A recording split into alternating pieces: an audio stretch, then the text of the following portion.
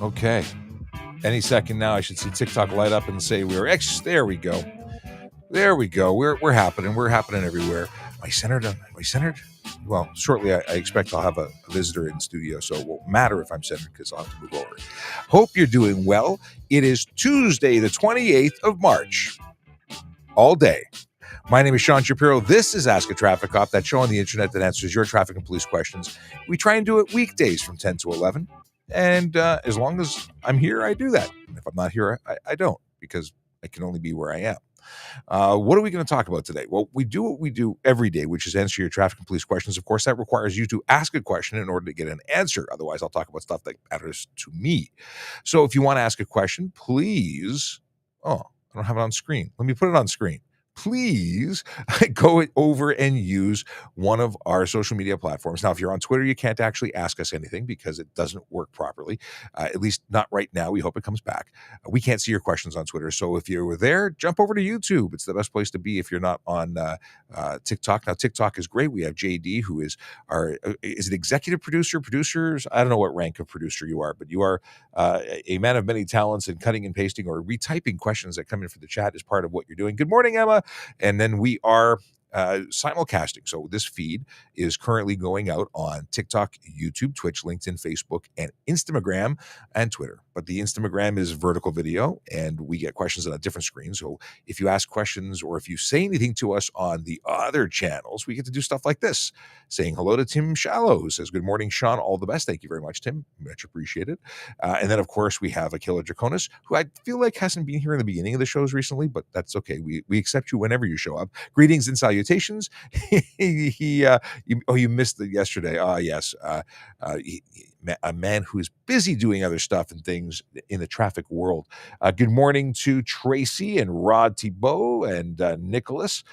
Who else? We got Gil SRT, and we got lots of stuff to talk about. Yeah, let's start with business I have to take care of. Today being the 28th of March, we have Vision Zero Enforcement Team. What does that mean? Vision Zero is a concept, and we have Vision Zero as well. Toronto's a Vision Zero city, so we buy into this concept that basically says that we should be shooting for zero deaths and zero serious injuries on our roads, and we do that how? Well, the part that we're involved with as police, education and enforcement. That's our element. Of course, the city is going to be changing designs and reducing speeds on streets because it's a joint effort. It's from all angles. And the goal is to make it safer for everyone, especially vulnerable road users like cyclists and pedestrians. It's important. We care. Vision Zero Enforcement Team was formed. It's a group of dedicated officers that go out throughout our city to different areas every single day, and they go and augment the work being done in those divisions in terms of enforcement. They're looking for the big four. They're looking for, oh, wait, I got a button. It was so smooth, and I'm like, I wasn't ready with the button. So the button says the big four is speeding, aggressive driving, distracted driving, and impaired driving. Those are the offenses that we know lead to serious injury and death on our roads. And then, people argue all the time about speed. Speed doesn't kill, they say. They say that it's the sudden stop. Yeah, we've heard the joke. But the truth is, when you increase your speed, you reduce your reaction time, you increase the severity of injuries and damage when there is a collision.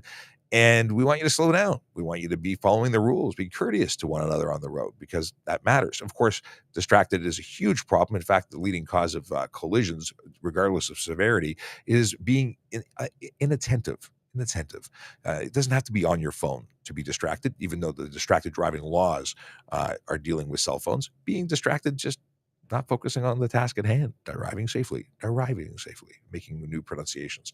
Of course, impaired driving has never been legal, at least not that I'm aware of, not in my lifetime. Nope, that wasn't legal when I was a kid. And it certainly isn't legal now. So don't do it. No drugs, no alcohol if you're driving. But these fine folks are out there looking for the people who choose to. And I say choose because it's a choice.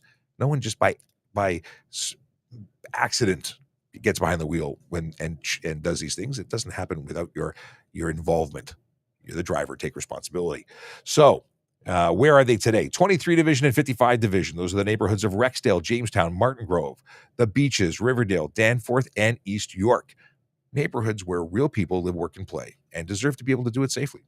So if you're in those neighborhoods or any neighborhood, anywhere, on any road, any place on the planet, please drive safely. Now, let's move into other stuff and things. Volley is something I did not mention earlier, but we do have a nice little group. If you want to go and join our Volley, you can do that by going to trafficcop.ca, and you can join the fine folks that are there. There's about 156 people that are currently on the group, and you can ask questions. One of the cool things is you can ask questions by way of video and voice. You can play it. We have a couple that are regulars in terms of willing to share their voice. We have a couple that are regulars in terms of, stating or typing questions. But either way, we Michael says, there's no VZ today. And then he says, oh, never mind. Okay. Bum, bum, bum, bum, bum, bum. What is a preempting traffic control signal device? Preempting traffic. I imagine that is going to be something that changes or impacts the way that a traffic signal works. Somebody tagged me in a video about how to make a flipper-based strobe that changes the traffic signals. So that, like some emergency vehicles have this. I believe that what a preempting traffic control signal device is, but I'm guessing. All right. If you're interested in becoming a member of the Toronto Police, I want to draw your attention to some magical information. And then we're getting into your questions, I promise. So if we if we go over here, because we haven't done it in a while, we haven't gone and looked over to see the smiling face of Aaron, who is the cheerleader in the center here. Actually, no, there's every one of these people is a cheerleader for our service. I'm a cheerleader for the service. Okay, let's see what's happening here. We are currently hiring. We're looking for police constables, and the lateral hire thing is suggesting that if you are currently a member of a police service somewhere else, we want to talk to you. If all the information about becoming a member of the Toronto Police Service is available here. And where am I? I am currently on the web page. I'm on the wrong. My mouse has got to go over two screens. Here we go. You can get to where I am by going to tps.ca/careers. Okay, back to where what I was doing here. I wanted to go and see what civilian roles are currently posting because they don't get enough love. They don't get represented. So here we go. We have a position for employee service records, talent acquisition staffing, and communications service. Is that supervisor? I'm not sure what this is. Communication services civilian. I'm not sure. Let's see. We click on it. Communications operator, regular full time. So this has been extended till 2000. No, wait, amended. November 14th, 2022 is opening. I'm so confused. February 14th is opening. Okay, it makes sense that the amendment is there. Anyway, if you are interested in becoming a member of the Toronto Police Service, whether you do that as a police officer, special constable, let me click back here, parking enforcement officer, communications operator, civilian, we have so many different opportunities. Come join an amazing team of people who are in the service of helping other people. Yes. So check out the website. Now, back to the regular scheduled program, which deals with your questions. Nicholas has a question. Is there a charge for dropping a dirty needle on the ground? I would imagine it's littering. I don't know if there's an additional charge beyond that of littering. If someone knows, let me know, because I don't know. Maybe I should flag that one for Sergeant Campbell for when he joins us. I'm gonna do this. I'm gonna use my pinned messages board to be able to leave them for what if Sergeant Campbell has a better answer. That's what we're going to do. But littering at the very least. Now, it could be because there's potential harm. Maybe I don't think there's a more serious one, but I don't know. Okay. Here's a good question. Speed limit is the maximum, so what is the minimum? Well, some jurisdictions actually have a posted minimum. Ontario doesn't, at least not in most jurisdictions. I think there's a minimum posted in York Region on Highway 7, or at least there used to be. But there's nothing in Toronto like that. So what's the minimum? Well, there's a charge for unnecessary slow driving. What speed is unnecessarily slow? Well, if you read the actual, and I'll pull it up. If you read the actual line, it gets into it. Unnecessary. Let's see here. Boom, boom, boom. Why is this not working for me? There we go.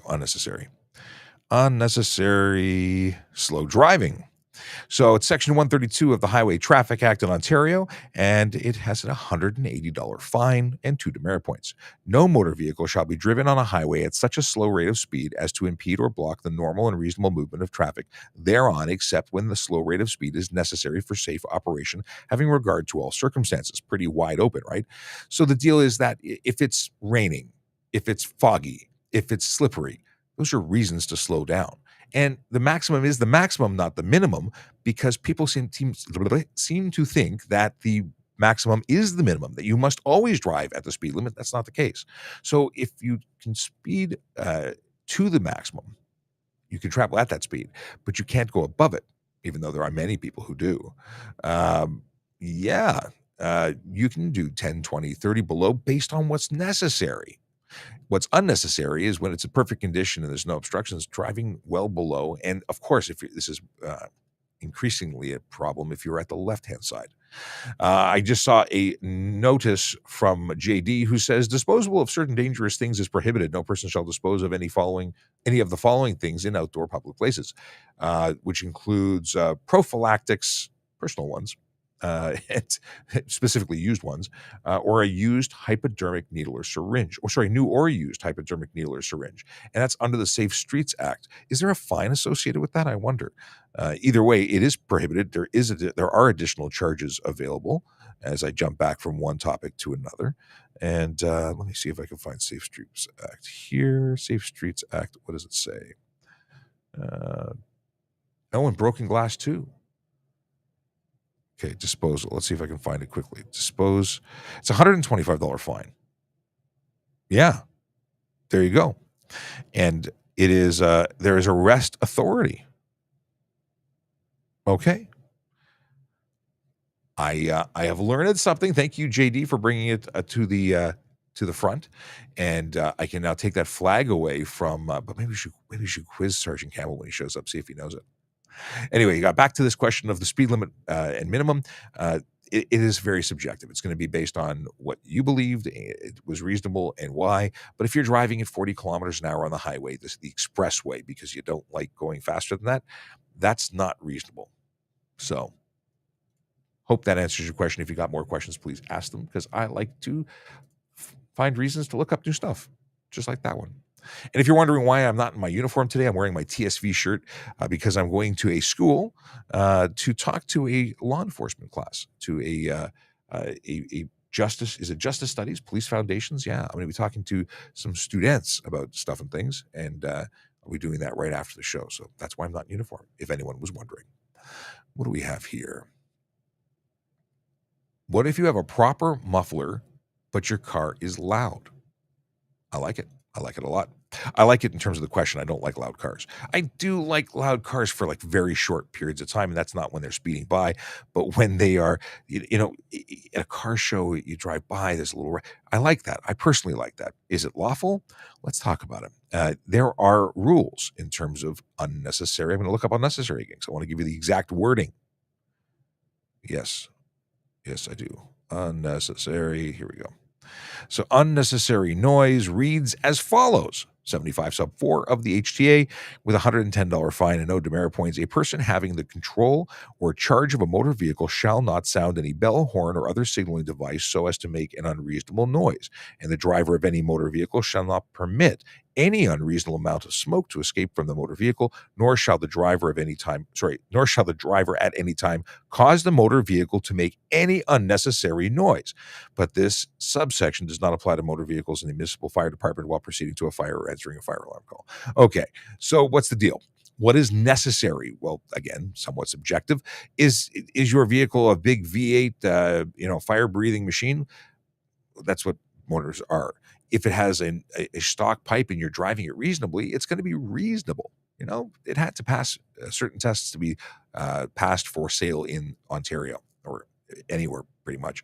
And they designed it to meet spec. Of course, if you're revving your engine beyond that of what is normal operation or reasonable operation, you're creating unnecessary noise. But if you're honking your horn or playing your stereo too loudly, that's going to be the same charge. But good for you. If your vehicle has all the proper stuff and you're driving it respectfully, you're going to create possibly more noise than the Honda Civic next to you. And that's okay. That's reasonable. It's when it's screaming loud. That's a real problem. Here's another good question. Justin wants to know if a phone in your hand at a red light is illegal. And Justin, it is absolutely totally illegal. You can't touch it. You can't touch your phone. You can't hold your phone. You can't put your phone in your lap. Case law has supported that it can't even be in your lap Because what does it mean if it's in your lap? Well, two things. One, it just got there because you touched it. And two, it may slip off and you may have to reach for it. But it shows an intent to use. And if it's going to be stored, put it in a cup holder, put it in a glove box, put it in your pocket, put it in a mount, but don't put it in your hands and don't put it in your lap. You cannot touch it in a red light, in a green light, in a yellow light, when you're in a tree. Anyway, I don't sound like Dr. Zeus, but you get the drift. I'm going to sip my soda, my watery soda. I don't even know if I like it, but it was on sale. And yesterday, my Diet Coke at the restaurant I was at was kind of flat. This is actually too bubbly. But it's cold, and I like cold. All right. The Grinch says, sorry I'm late to my favorite morning show. You're excused. There's nobody's offended here. We're glad that you showed up and came to join us. It's better with friends. Okay. Adjusting some levels. Josh has a question. What does Josh want to know?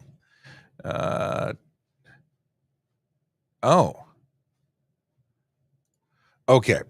I've not heard this, but Josh says there's some noise on Twitter from insiders saying that the Ford government is planning on recalling the 2020 plates, which are the blue ones, as well as removing the requirement for front plates.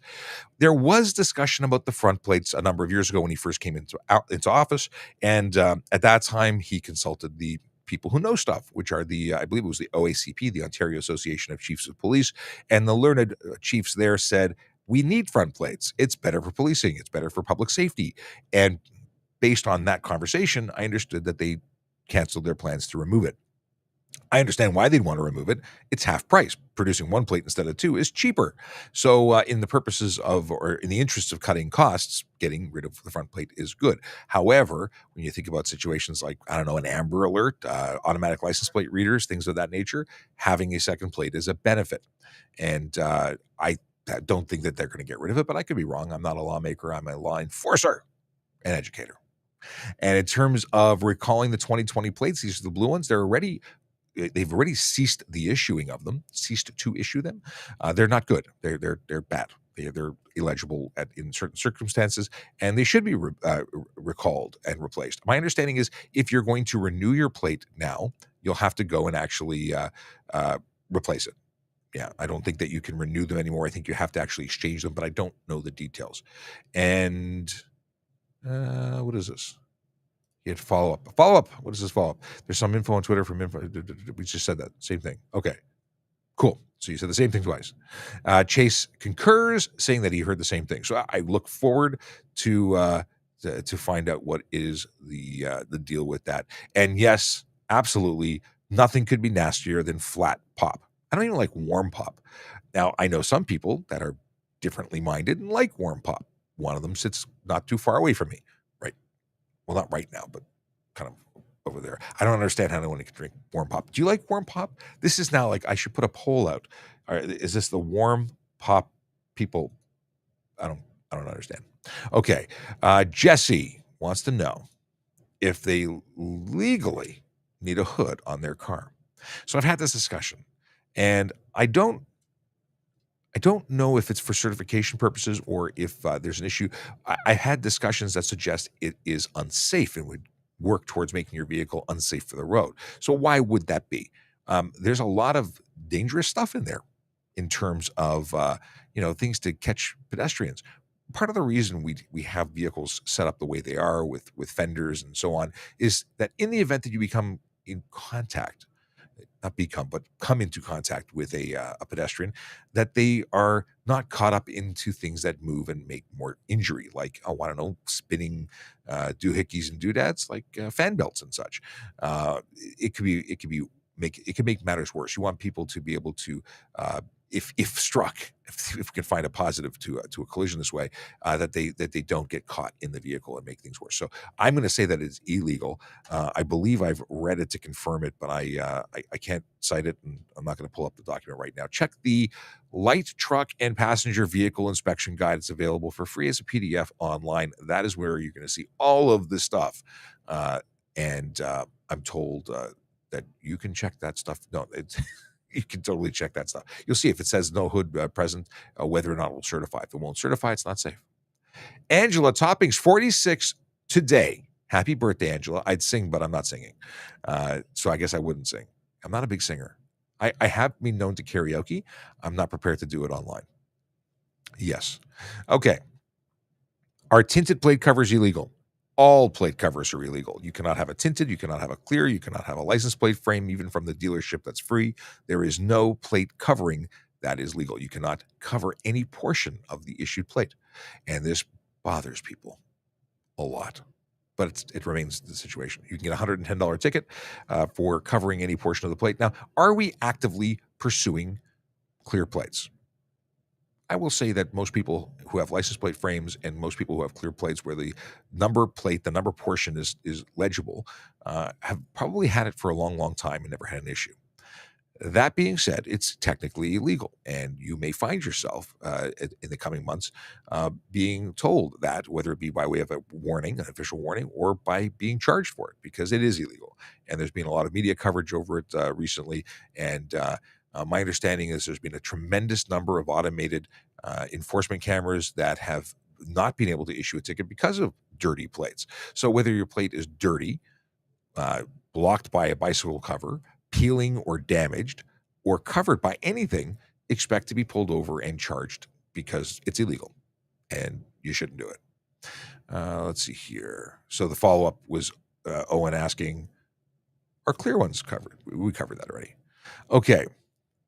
Really? Chase says there's no such thing as fan belts anymore. Really? Oh, serpentine belt. Okay. I was going to say I could swear that my vehicle didn't evaporate, but it's still there. Hello. I'm peeking through. Oh, okay. Buying time. Sergeant Campbell will be joining us. I've just been educated that serpentine belts are now the term as opposed to fan belts. I did not know. Depends on the car. Depends on the car. Well, Chase knows stuff, and he educated me. Okay, Marcus wants to know, what do you what do you think of car theft in the GTA? Well, I think it's bad. I say it's bad in terms of people shouldn't do theft. I'm sorry. Apparently, I got either too much sleep or not enough sleep, and I'm finding things differently funny today. Car theft is terrible. It's become a major problem in cities around the world. There are bad people who want to take the stuff that you worked hard to purchase. And that is that's terrible. But you know what? The Toronto Police and services across the globe are combating it. Of course, they're doing it all differently, but at the same time, they are doing it, and they are catching people. But they are not preventing it from happening because we can't be everywhere all the time. That takes some planning and some what's the word I'm looking for? It's chestnut checkers. What am I thinking of? Strategy. You can make efforts to reduce the chances of your vehicle being stolen, and that could be as simple as using something old school like a club, that bolt that locks onto your steering wheel. Anything to make your vehicle less attractive to a would-be thief could prevent the theft, but there's no guarantees. And we know that even someone who takes all the precautions, they could just pick it up with a tow truck and take it. So you want to make it less desirable and less not so much less desirable because it's less attractive to thieves because of ease of theft, I think is the way to say it. You know what, Sean? I was late coming in today because I was actually dealing with a stolen vehicle that was recovered. Oh, wow. And this stolen vehicle was re-VINed. So they take a fake VIN and put it on top of it, and then they register it in Ontario. Maybe it's stolen from out of the province. Maybe it's a completely made-up VIN. That's what's happening to our vehicles. People really need to be very careful when they're buying a vehicle. Mm-hmm. Make sure you know the history of it. Spend the money on one of these private companies. Carfax is one of them, and have a look at the vehicle history. If all of a sudden this vehicle that you're getting a really good deal on just shows up, it's a 2021, it's a 2019, and all of a sudden the first time it's registered is a 2021. That's a clue that something's going on with it. Yeah, there seems to be a rise of this, but my dad always said, be careful of good deals, because if a deal's too good to be true, it probably is. And it's not my dad's line. I'm sure he heard it elsewhere, because I've heard it from many places, and he didn't originate it. But it's a very good it's a truism. Yep, absolutely. It's a truism. And you know what? Not only do the people who've lost their vehicle are victims, but the people that spend good earned money to purchase these vehicles again and then have a knock on the door from the police saying, "I'm sorry, the vehicle you thought you bought is not really yours. It belongs to somebody else or an insurance company," then they are a victim as well. I just watched a TikTok a couple days ago, and it dealt with a car rental.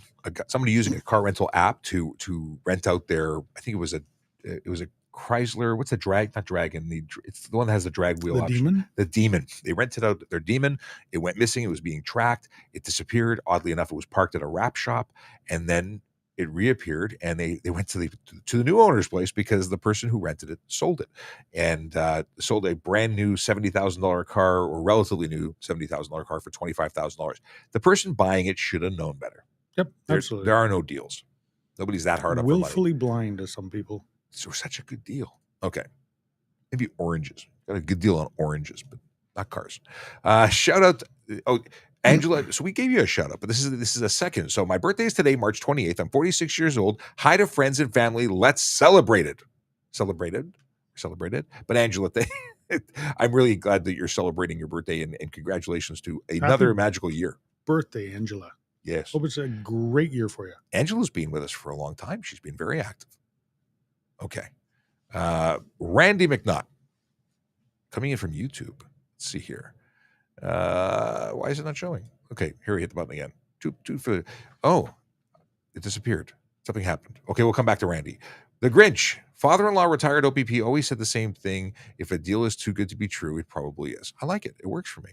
Okay, going back to Randy. Here we go. Morning, Sean. The comment is seeing more chats about trying to get around the traffic laws instead of just obeying them. It's amazing how many people, and it goes for every profession, I think, we spend more time avoiding work than just doing the work. We spend more time trying to circumvent laws than just following them. I'll tell you something. I drive to work and I drive at the limit. I set my cruise control and I drive everybody bananas, except it starts a trend. The people behind me tend to just do the limit, and then traffic slows down around me. They may go faster before and after, and there may be the odd person who doesn't want to just get in line. But I think on average, we follow the leader, and if you're going to be a leader in your community, driving the speed limit, it just seems to be a good example. Of course, if you follow suit and do the lemming thing where you just follow the next person, then you contribute to the problem, and it just continues until somebody slows you down. But what's amazing, I stayed in lane 3, so the lane 1 is the closest to the center. I was in lane 3 doing 90 on the DVP, and the guy in lane 2 kept on going faster and slower. And the brake lights were on and I actually passed him. I ended up overtaking him just by maintaining the same speed in the right-hand lane. We got to the same place at the same time. I didn't touch my brakes the entire drive down the DVP. But I think you're absolutely right, Randy. Okay. And DVP, you mean the Don Valley Parkway. And sometimes I talk about the Don Valley parking lot? Well, there's that, but I was going to say the FGX. When I call it the Fred Gardner Expressway, people lose their minds. It's not. I think it's actually the Frederick Gardner Expressway. Could be. Yes. Do you need secondary driver insurance? What do you mean? Do you mean like if you're a secondary driver? If you live with the person with whom you are using the car, sharing the car, then you should be a secondary driver. And your insurance company is really who's going to dictate that. Some policies may not require you to have secondary insurance, but I believe most will. And that is a minimal upcharge to have a second person driving. Now, if you have 2 cars and 1 licensed driver, usually there's a cheaper rate for the one driver amongst 2 vehicles. But once you have a second licensed driver, that usually requires a full insurance policy for the second person. Usually. Yeah, it's not much of a discount, unfortunately, says the guy who has probably 10 separate You have 10? vehicles. Well, at least. Between ATVs, snowmobiles, boats, jet skis, And you pay cars, trucks. You can't drive them all at the same time. I can't, but I got to pay insurance on them, every single one of them, all at the same time. Kepner Caliso says, talking about car theft, one of my friend's cars got stolen. It has an Apple AirTag. The police know where the car is, but how come nothing is being done and just let the car get moved around the country? And after a while, it was on a different country. That's a good question. I don't work in that type of environment. Like I work here with you, and I was a traffic guy, but not a car theft recovery guy. So I don't know what's involved in terms of, I guess it would be a warrant, and there has to be certain things to track before they can take action, as opposed to just knocking on the door saying, "Hey, can we have that car back?" Yeah, I guess it all depends on the circumstances and trustworthiness of your Apple AirTag and timely. Do we get the police out there to sit there for an hour, 2 hours, all night? Maybe to confirm, because we have to be able to confirm the vehicle is where it is before we do get a search warrant to go in there. I've heard stories of people who have had their vehicle leave their property and then see their air tag and then just go to the parking lot where they found it and get in the car and drive it home. I've heard of that. Is that stealing it back from the thieves, or is it just taking your car back? Well, yeah, the person that stole the car, I guess, is getting away with it. But then again, they're not getting paid for their theft adventure. Yes. So. Okay, we got some more questions here. Actually, it's really great. We got lots of participation. Thanks to everyone. If you're watching and you don't know who I am, because I haven't done this whole reset the room thing in a while. My name is Sean Shapiro. I'm a police officer with the Toronto Police Service, and I go live on social media on a regular basis to answer your traffic and police questions because we don't do things in person the way we used to. And this became sort of a product of that, of the difference, differences in the world. And then next to me is Sergeant Campbell. I can let you introduce yourself. Well, I didn't know who you were. You weren't in uniform today, so yes, I explained I'm going to a school. I'm talking to some that's students, awesome. but it is very unusual for me not to be. It happens on occasion that we do these civilian looking, but I have a crest on, some uniform ish. So I'm Murray Campbell. I'm a supervisor in the administrative portion of traffic services.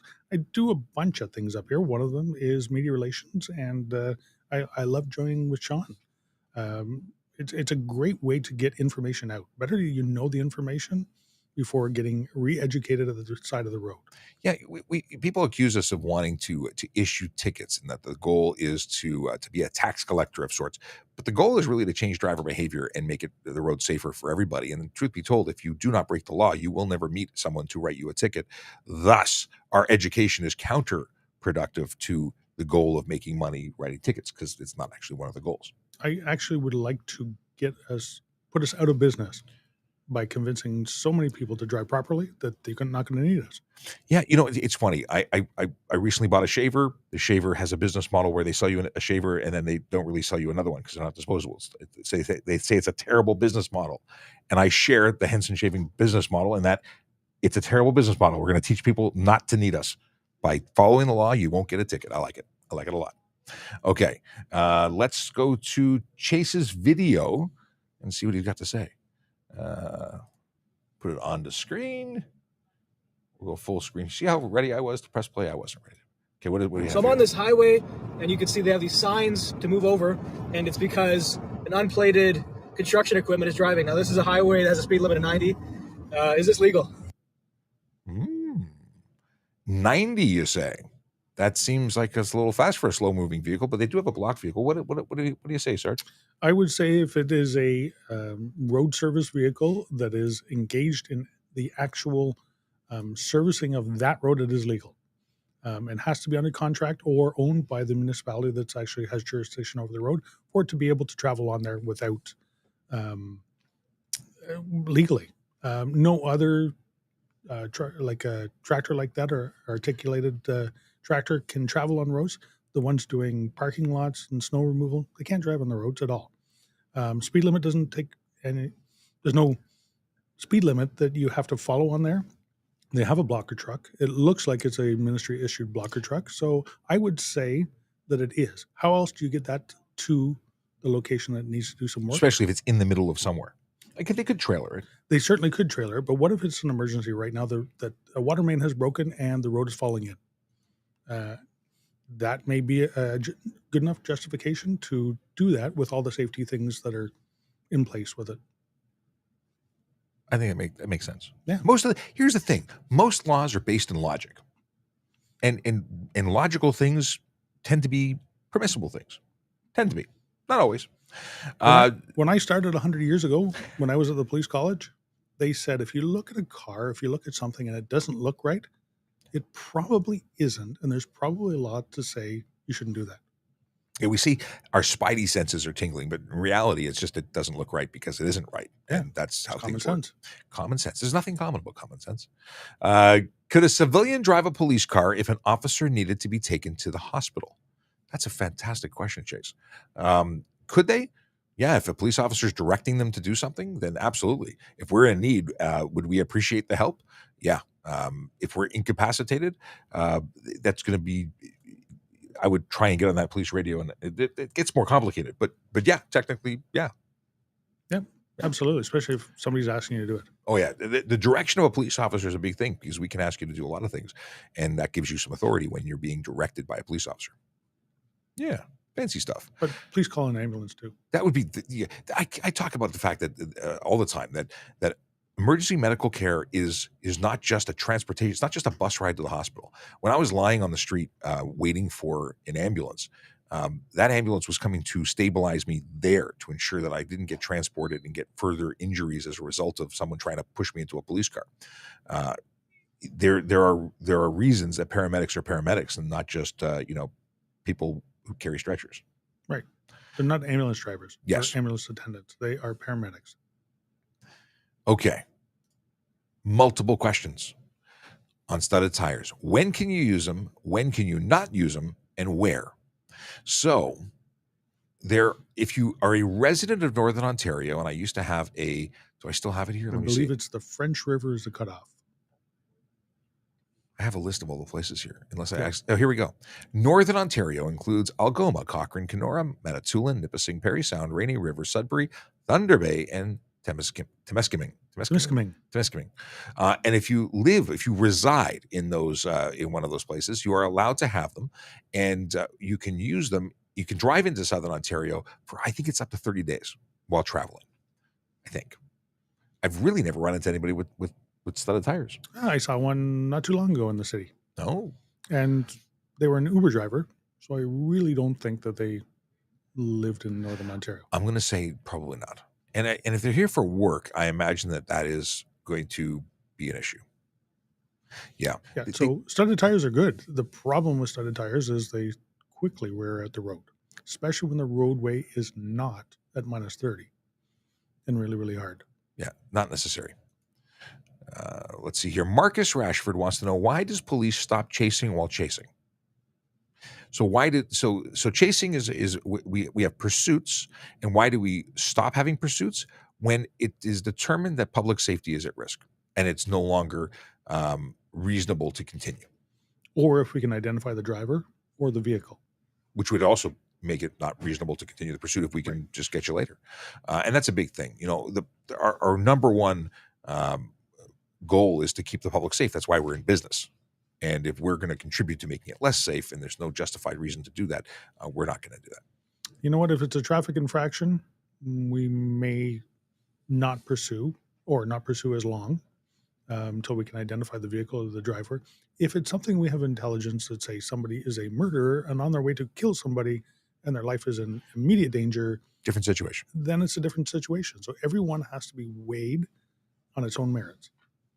And sometimes the driving behavior of somebody, as soon as we turn the lights on, gets worse, puts more people at risk, and we go, we'll meet him at his house.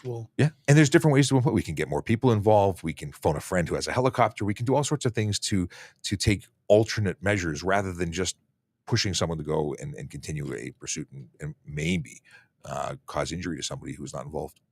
So it all depends. But it's a great question. I appreciate you asking it.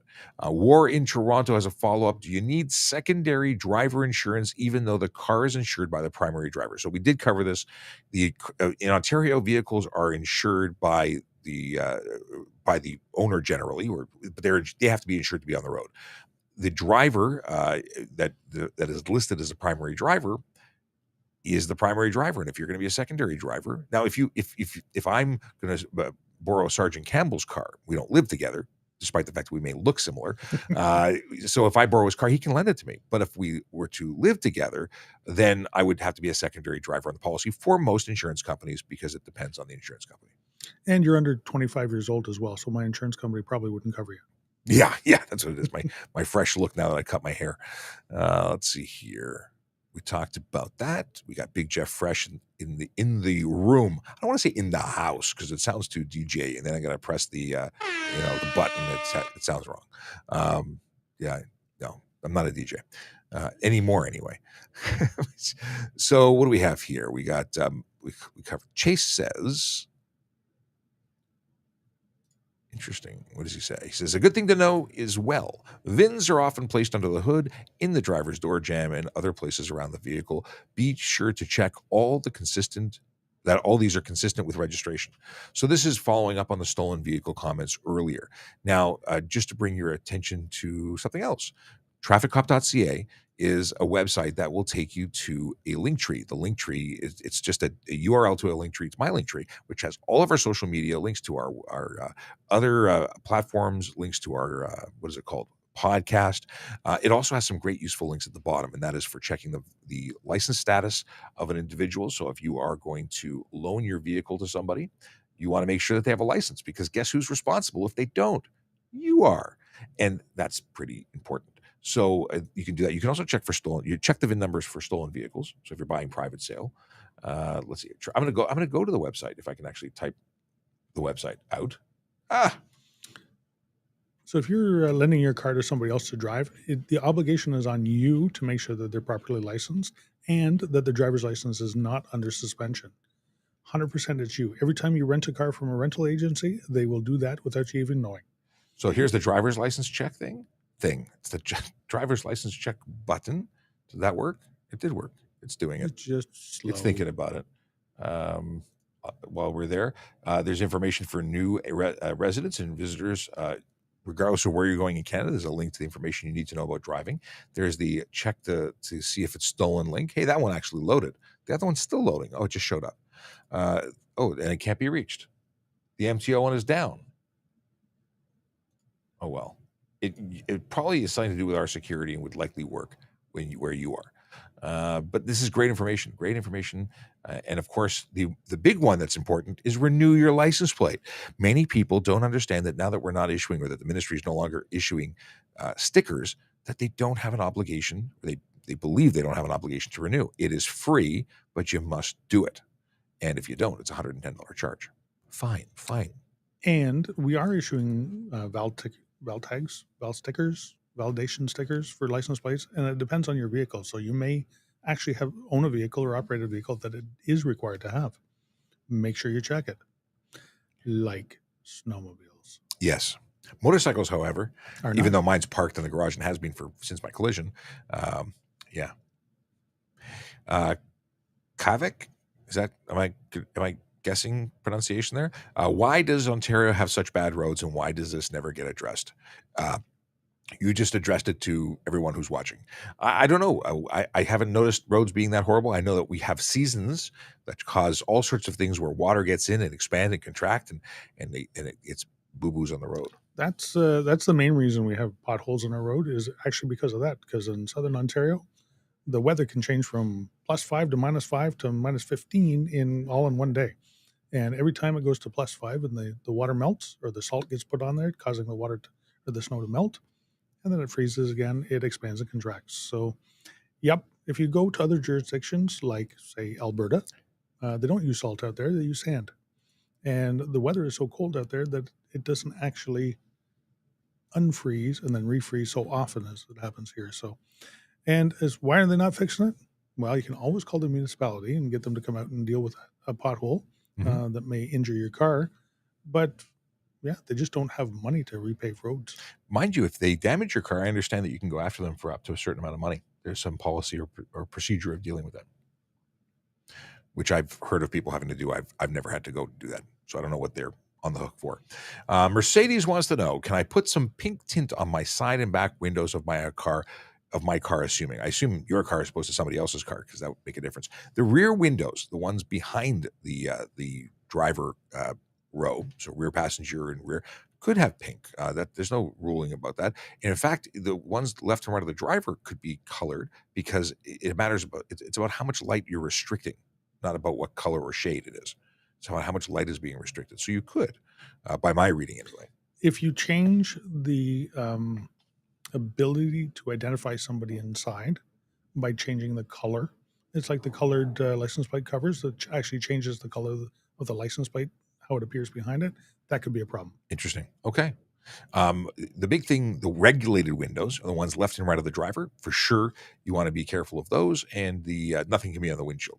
But tint is a funny thing, because some of it's subjective. There's a limit for the light for the purposes of safety, and then there's obscuring the interior of a motor vehicle, and that is going to be somewhat subjective. So if an officer can't identify you, can't see what you're doing inside, can't see if you're on your cell phone using your seat, wearing a seatbelt, and so on, that could be a reason to get a obscure interior of motor vehicle charge. Okay, the Grinch wants to know, do Toronto police have electric cars yet? And the answer is, I don't think so. Not pure electric. We had hybrid for a little while. We had some mild hybrid, and I say mild hybrid. That was the nickname for them. They just turned off at lights and turned back on. No, we actually had full hybrids. Yep, my old car before this one was a hybrid. I think it was a Chevy Malibu. That's the mild hybrid. And no, it actually had a battery pack. It actually regenerated. Yeah. But it was not a very good car. That's what I had the same drivetrain, I think, in my, what was that plastic car that came out? The Saturn. I had a Saturn, and my Saturn was a mild hybrid, same policy. It just turned. It did have a battery pack. It did have regenerative braking because they got the $5,000 bonus back when I bought it, but it didn't drive anyway. It had some pickup from the stator, I think, or the whatever. It was minimal. It was kind of like cheating. It's like hybrid parking, but not really a hybrid-ish. Brandon the Babe, am I reading this correctly? Brandon the Babe official says, shout out to one of my best friends. Happy birthday, Angela. Angela's getting more love than we are today. But yes, once again, happy birthday, Angela. We have Mean Man Minio. Is that right? Who asks, how much is the ticket for impeding traffic? Impeding traffic? Or are we talking obstructing traffic? Driving too slow? Well, it's unnecessary slow driving. Are you talking about a pedestrian standing in the middle of the road? That's interfere with traffic. Yeah, so a couple of different things. Unnecessary slow driving comes up in my fuzzy logic search for impede, which says it's $180, $180, which is for driving so slow that you're obstructing or obscuring impeding the flow of reasonable flow of traffic. If we're talking interfere with traffic, let's see here. I don't think there's a section for that anymore. Really? Yep. Interfere with portable lane signal. Yeah. No, there isn't a section for that. But as a pedestrian, if you are interfere with traffic, $65. Is it a pedestrian? Despite the other provisions of this section, no person shall park or stand a vehicle on a highway such as no, it's a car. It's a vehicle, not a person. By parking. By parking. But not. Or standing. But not walking. Yeah. So I don't know what they're talking about, but there you go. The wording's there. So there you go. There is that's a $65 charge. And then park on highway, interfere with traffic, $25. That's exciting. But it has a tow authority with it. Oh. Yep. Hey, it says authority towing. Yeah. We have. My wife has a comment. Hello, honey. I always say the goal of every nonprofit should be to go out of business, which goes into the whole concept of what we're saying, that we have a terrible business model. We're educating people so they don't break the law, and then we won't have anybody to lay charges against. Logan Grant. Whoa, the shine off your head, Sean, is requiring me to wear my Oakleys. Loving the Henderson. That's too funny. Did you get one? No, you have the beard. You don't need one.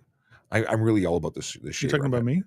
He's saying that I'm reflective, but I'm asking Logan if he got one. I'm talking to him like he's in the room. I'm just used to it.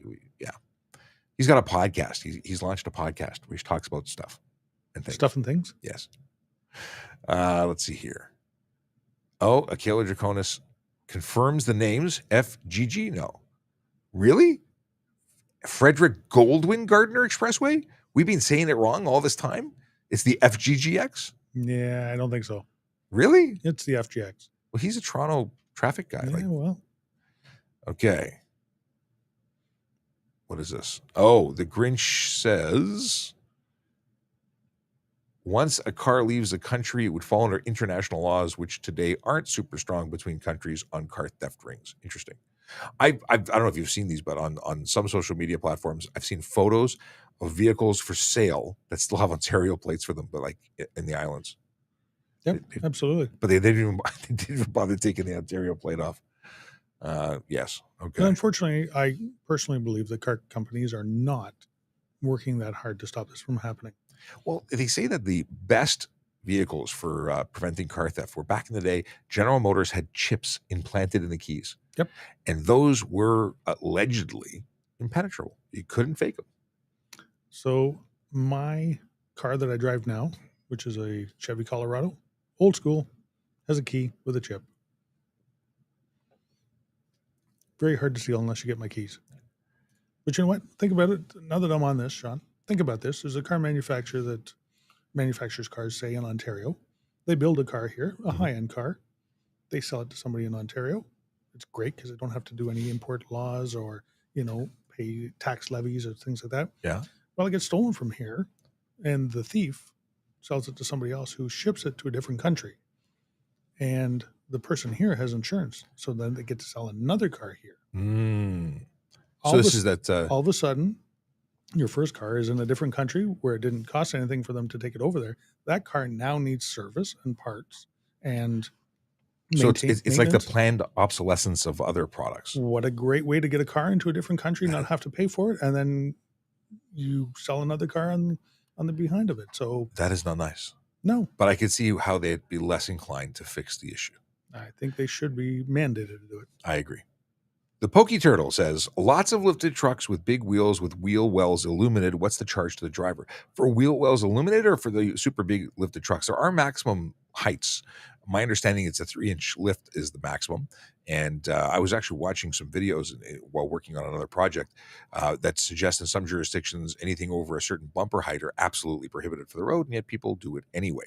So what is the rule? Well, the wheel wells illuminated could be different charges for improper headlights. I don't know what it would be for side lights. Color depends. Red light. But it is an issue. Like if you have ground effects, it should be lighting the ground, not everything between the ground and the vehicle. What if it's just lighting the wheel? Maybe you got some really nice rims on there and you want to light them up. I wish they would go back to. I don't like the ground of that. I liked it in the 90s. I thought it was cool. I was a lot younger then. I no longer like it. It's a distraction to drivers, but private property, they do what they want. The big issue is the lifted trucks with the exposed wheels. That is a big problem for safety. Yes. What is this one? Follow up to my police car question. Do most of the new ones use keyless fobs or are they conventional keys? We're all conventional keys. Only in Toronto. Oh, really? That's the way we order them. Oh, okay. But other surrounding vehicles? Jurisdictions have different. Did not know that. Yes. I thought we were the only low-tech company. We actually probably pay more for the low-tech. Yep. Yeah. We probably do. But that way we can always make extra keys because we keep losing them. It's most secure as well because it is. If you take your key out, there's no way to start. Well, you can't. Even the electronic trunk releases, they're all key only. Like there's no button that I'm aware of. Let's see here. Here we go. The Grinch, as an officer, how do you feel if you are getting recorded during the stop? And can they be charged for having a device in their hand while in the driver's seat? So if they're recording me while I'm conducting a traffic stop, they're just one more camera angle because I've got now, if I was on the road, I'd have a body cam in addition to the dash cam and remote mic. I have no issues with recording, regardless of the angle, because it just means that there's another independent camera of me doing the right thing because that's what I'm going to be doing because that's who I am. As long as it's not interfering with what you're legally, lawfully asking them to do. Yeah. So if I ask you, if I make a demand for a breath sample and you insist that you are going to record this instead of comply with the breath sample, that's different. But as long as we're having a conversation, it's not interfering, or if you want to mount it to your dashboard because you have a phone mount and you're going to record it, by all means. Yeah. Are you really? The RCMP has a Tesla or have them?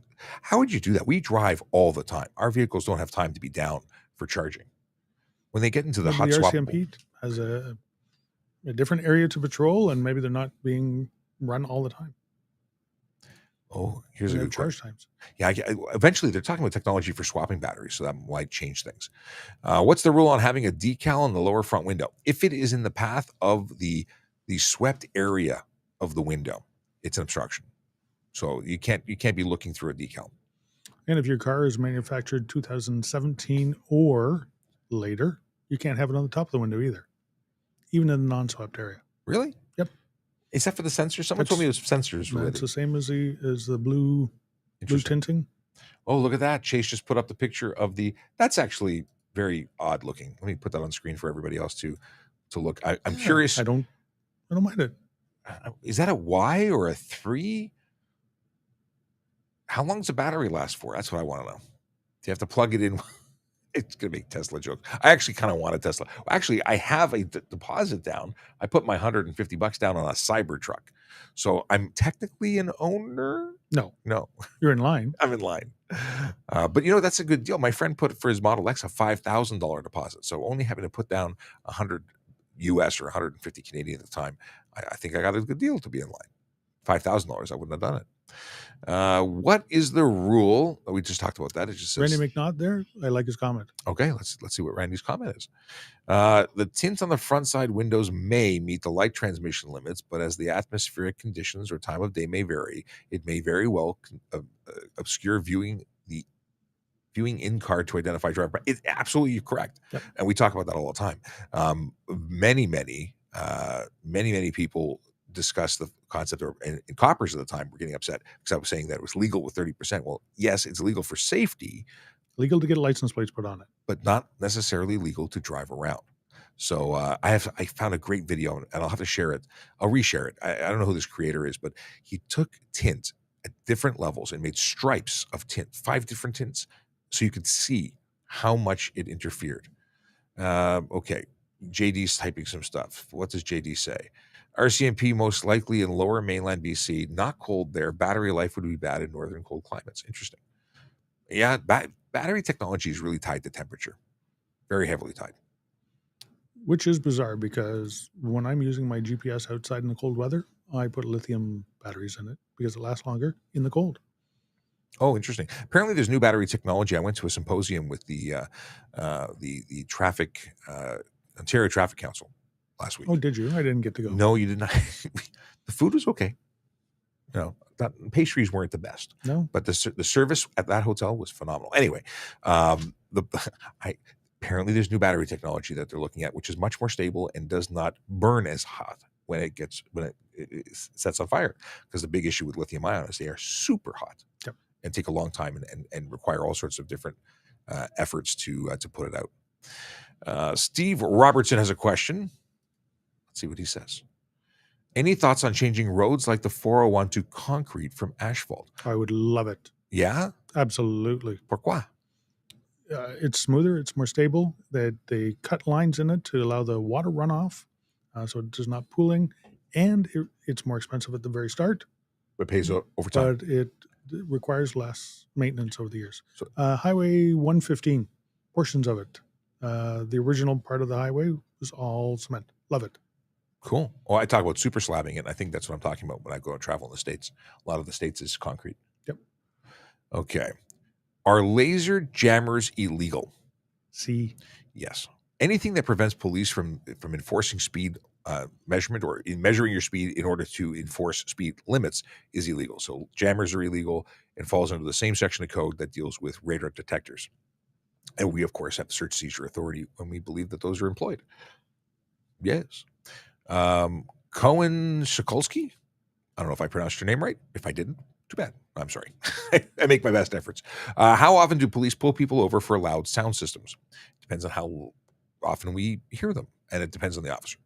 If you have a loud sound system, but we don't, it's just a momentary thing, is different than if we hear a loud sound system and it's rattling our windows and we're stuck in traffic with you so we can make reasonable observations and so on. This morning, 4:15, I was on my way to work, stopped at a traffic light. I could hear the guy 2 cars back. 4:15 in the morning. That's ridiculous. You don't think that was waking everybody else up? Yeah, not cool. Yeah. And that's a perfect opportunity to lay the charge. People should It's know better. unreasonable. It's unwanted and it's unreasonable. Roads are a shared community space, whether you're on the highway or you are on city streets in small communities, waking babies, whether it's your exhaust or your stereo, you are negatively impacting the lives of the people who live there. Don't do it. This is a big problem is the me mentality of everyone deserves to do what they want because they like it. We have Holy says, Holy says, solid yellow line can you overtake with caution? So and I'm not, the deal is that there's no law that specifically enforces the ability to cross that yellow line. However, if you were to cross the yellow line and cause a collision, you'd be entirely at fault. Most yellow lines are indicators of something that's coming up, a curve, a crest of grade, a bridge, a viaduct, something like that. and it is unlawful to pass in those situations. So it's kind of giving you a clue beforehand that something is coming up. Yes. So it's good advice. And I would suggest taking it. Thanks, Dave. Dave just let us know the shiny new Tesla Model Y Oh, was unveiled on Tuesday and will be used by the West Shore RCMP in southern Vancouver Island. there you go. There it is. And that's why. That's why. Chase has launched a dad joke. Sean, a man stole my combine harvester, but the police say he will be bailed. I like it. I do. It's not bad, actually. I like it. March 23rd joke that I didn't read last week. Dad, we're having a school carnival to raise money for our class trip. Oh, yeah? We did that when I was a kid. How much money did you raise? A fair amount. Okay. When I was working my first job out of college, I was so broke that they shut off my electricity. Those were the darkest days of my life. I don't know. I can't. Okay. Where do lizards go after their tails fall off? The retail store. I was so bored that I read 6 pages of the dictionary. I learned next to nothing. That I like. Next to nothing. Next to nothing. That's good. Dad, why is the cat scratching at the door? I'm not sure why, but it's definitely doing it on purpose. Purpose. I don't know. I like that. Sean, why is the piggy bank so smart? Why? It's so full of common sense. I'll give it that one. Today's joke. Which bird is in need of a wig? A bald eagle. That one was lame. Okay. Any others? Nope, that's it. You're all out. We're all out. And we're all out of time because it is 2 minutes after 11 and I got to go to school. You do, literally. Yeah, but I am going to go post a video, so check it out. We'll post a video. What are we talking about? G2 drivers. G2 drivers driving alone. There was a question about that, so I'm posting it, and we'll have more tomorrow. Tomorrow is Wednesday, and I'll be back again. So happy birthday, Angela. And happy birthday again, Angela. Lots of love. Take care. And I didn't queue up the song, so I'm just going to do this for the outro because I haven't figured out how to load it in here yet. You squirreled. It happens. I'm working on a video for somebody. Yeah. All right. Have a great day. Drive sober. No drugs, no alcohol. Park legally because Aaron's at earshot. And what else can we tell you? We appreciate you. Yeah. And if it seems wrong, it probably is. Don't do it. I think that works. All right. Have a great day, everybody. Take care.